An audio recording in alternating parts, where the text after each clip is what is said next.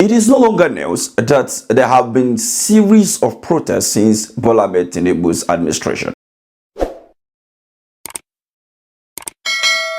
Rice. You complain about unemployment, rice. Yes. You complain about the fact that, oh, we are hungry, rice. You say we want to protest, rice. You say, oh, you don't have medical facilities, rice. You say you don't have good schools and good teachers, rice. You say minimum wage, rice. It's rice. Can't solve all the problems. Some of these protests can be seen as for either hunger, for either bad economy, bad policy, from the fuel subsidy removal, minimum wage, and all of that. We have even seen the president tagging the NLC as a part of a political party of which they can wait for their turn if it didn't do well in 2027.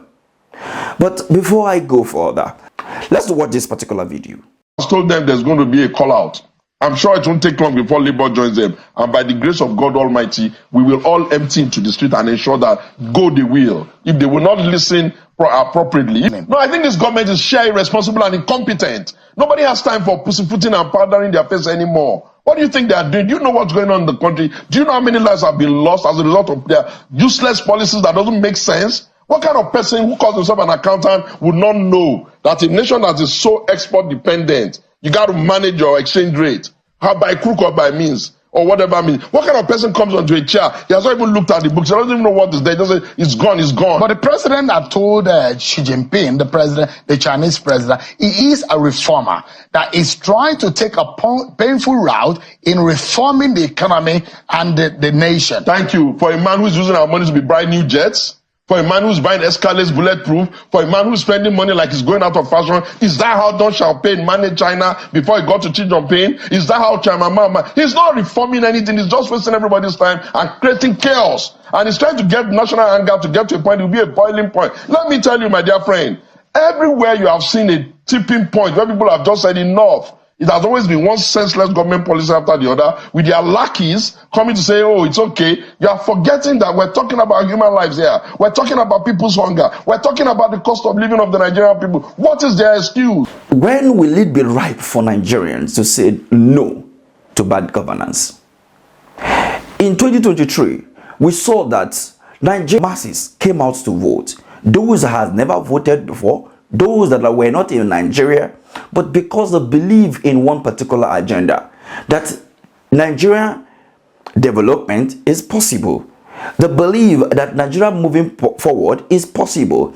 And this belief can be traced to the obedient movement. And that was the reason for the first time in the history of Nigeria, one could see somebody of whom you cannot pinpoint to anything that he has done while in office in the past, being invited by the EFCC or ICPC. No criminal record to any.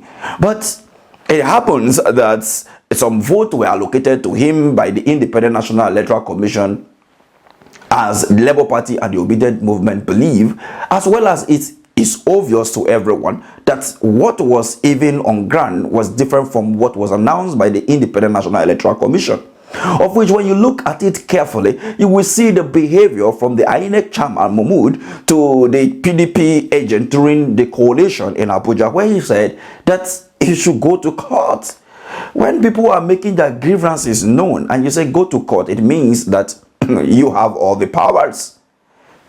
Now, 1 year down the line, it is now obvious to Nigerians that this current administration have nothing to offer them but to add more pains. And for that reason, the president can actually purchase a presidential yacht, a private jet, and as well as a vehicle worth over hundreds of thousands of dollars, without remembering the fact that the common Nigerians living in Sokoto, in Adamawa, in Zamfara, in Port Harcourt, living in Benue, and all scattered all over Nigerians who are not sure that if they close their eyes, they will wake up the next morning because of the insecurity and the hunger that has bedeviled the nation.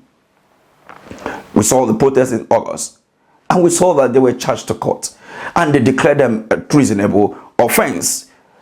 In as much as we have seen that there is a bail terms now for them, it's so unfortunate that this government will not do anything for the betterment of the people.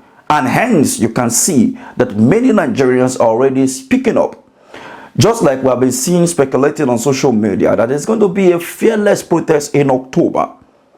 Personally, I've been saying this thing. There is no need for all of this, because when you continue to say we are protesting in 2 weeks time, in 3 weeks time, what do you expect the government to do? They will send the military to the streets and they will block or sabotage that protest.